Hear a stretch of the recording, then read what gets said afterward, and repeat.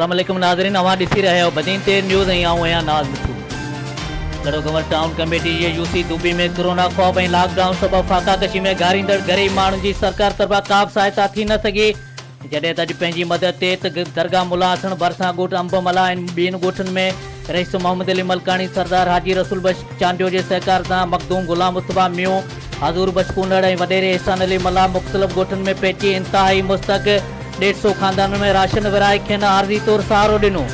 उन हवाले सां दुबई यूसी जे मुस्तक अवाम बदीन ते न्यूज़ सां ॻाल्हाईंदे चयो त साहब मोहम्मद अली मलकानी साहब चांडियन साहब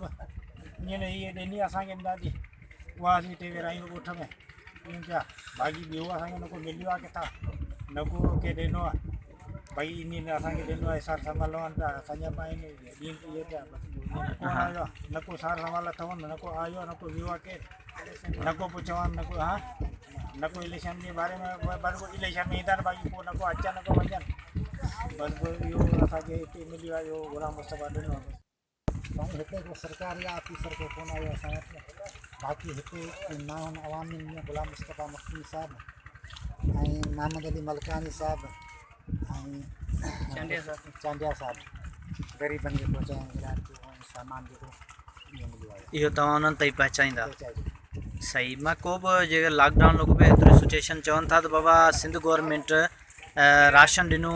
घर घर राशन पहुचायो आहे राति विच, तव्हांखे को राति जो को दरवाज़ो ठुकियो को राशन वग़ैरह त माण्हुनि खे मिलियो या न? न सर न कुझु बि न मिलियो हिते असां तक़रीबन 150 घरनि खे राशन ॾियूं पिया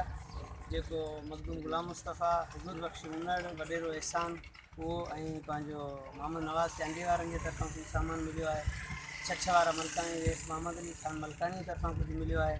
कुझु असां हींअर सामान हीअ ॾियूं पिया, कुझु वरी अॻियां हली शिफ्ट में ॾींदासीं।